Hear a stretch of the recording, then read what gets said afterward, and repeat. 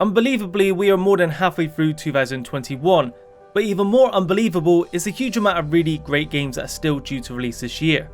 So with that said, I want to take the time to highlight some of the biggest games that are still coming from August to December that I think should definitely be on your radar. Starting off the list, we have the long-awaited Psychonauts 2. Despite releasing 16 years after the original, it takes place only a few days afterwards, and even less time after the 2017 VR-only title, Psychonauts in the Rhombus of Ruin. Following the story of Rasputin, a psychic who has finally achieved his dream of joining the Psychonauts organization, he must stop a mole hiding within the headquarters, whose plan is to bring the murderous villain Maligula back from the dead. Featuring plenty of creativity, a zany art style and great humour, the game will also handle various mental health disorders, something you don't often see explored in video games that I'm sure many of you will no doubt appreciate. A couple of weeks later, and a new entry in the Life is Strange series drops, titled Life is Strange True Colors.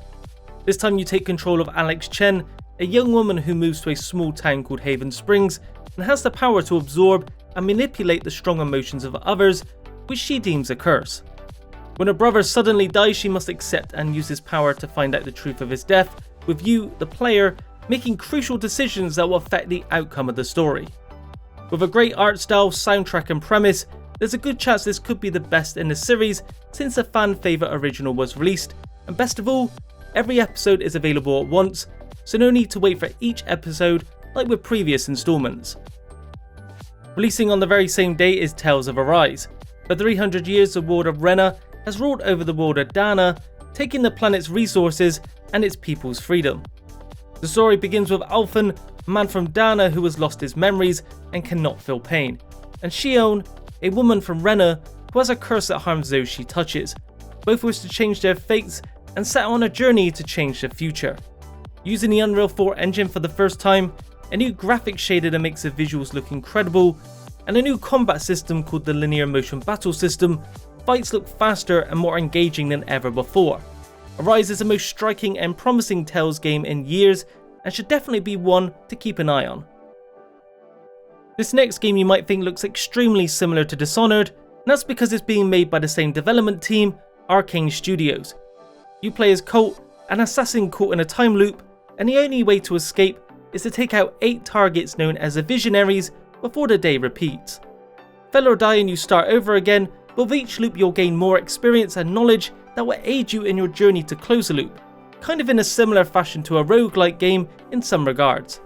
You'll have an incredible amount of freedom in which objectives you undertake and how you go about them each run, so even though Colt may feel a sense of deja vu, you definitely won't.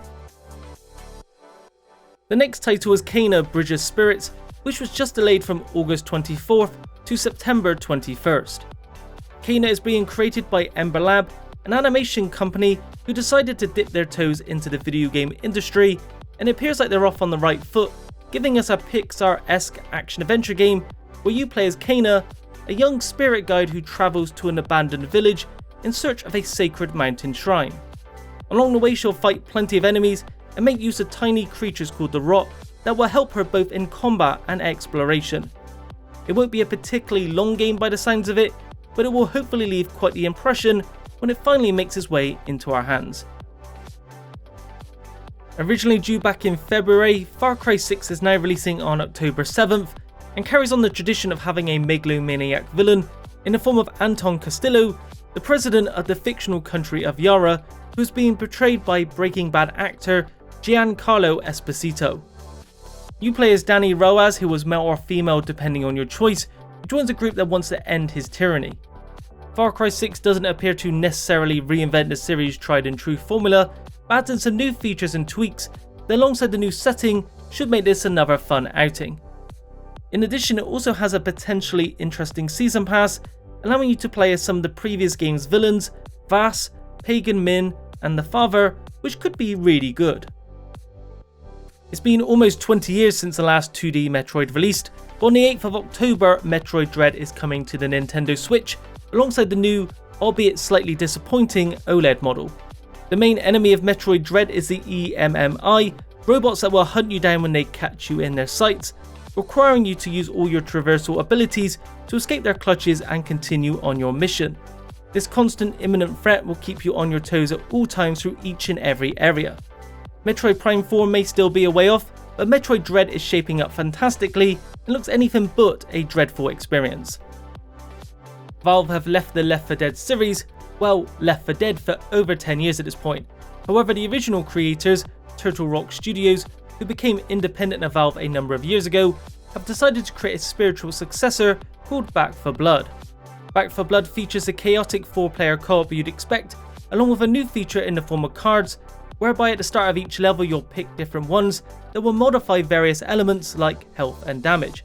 So if you've been looking for Left 4 Dead 3, look no further, as this is it, all but in name. The final big game for October is Battlefield 2042. With Battlefield 5 falling short of expectations, there's a lot riding on the shoulders of the latest entry. Thankfully, it looks fantastic so far. Taking place in the near future, the player count of the current gen versions is up from 64 to 128 and includes 2 new modes, Portal and Hazard Zone. Portal mode allows you to create and share custom game modes using not just maps and elements from Battlefield 2042, but Battlefield 1942, Bad Company 2 and Battlefield 3. Little is known about Hazard Zone, but supposedly it will play very differently than the others.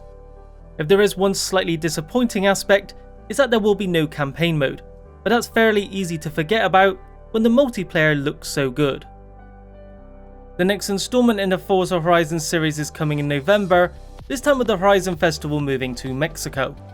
Built to take advantage of the new Xbox Series S and Series X consoles, the load times and visuals will be better than ever as you race across the ever-evolving landscapes of deserts, jungles, beaches, ruins and more. Playground Games have described it as their largest and most diverse world yet, so there'll be plenty to explore. In addition, there is a new game mode called Events Lab, which at its core is a game mode creator, allowing you the freedom to make your own races, courses and challenges, or simply play others' finished creations, giving you a constant stream of content to keep playing. The latest entry in the long-running Shin Megami Tensei series is making its way exclusively to the Nintendo Switch soon. This 5th entry tells the story of a high school student in Tokyo who wanders into a strange world and somehow ends up fusing with a mysterious figure, transforming him into a being with incredible power, and ultimately thrusting him into a war between gods and demons. Originally announced back in 2017 only to not be seen again until the middle of 2020, we've waited a long time for it.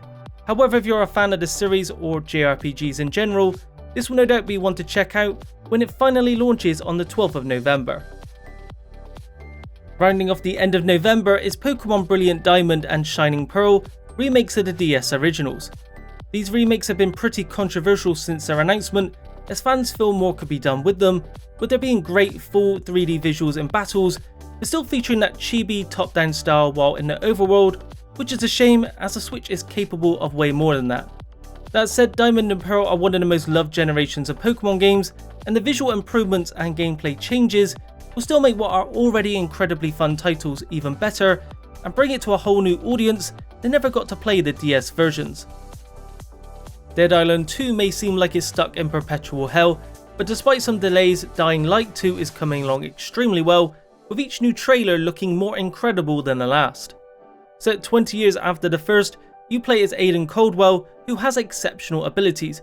However, he is haunted by memories that he can't decipher and sets out to discover the truth amongst a zombie-ridden city. This time you'll have to make some crucial decisions that will impact how the story unravels, and with double the amount of parkour moves available to you, you'll have plenty of ways to move around the vast world, which is amazingly 4 times bigger than the previous games. And finally we move on to the last game, which is the only one without a definite date, Halo Infinite. Halo Infinite was meant to be a Series S and X launch title, but following the poor reception of its visuals was delayed, so 343 Industries could bring it up to expectations, and so far it looks like they're managing it, with a recent multiplayer trailer looking quite impressive.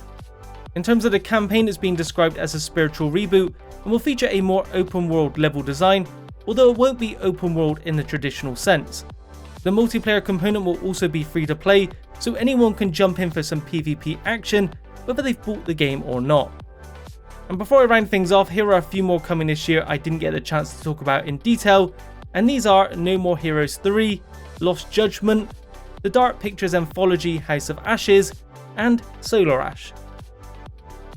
That's it for this video. If you enjoyed it, be sure to leave a like, subscribe and hit the bell icon for a notification each time I upload new content.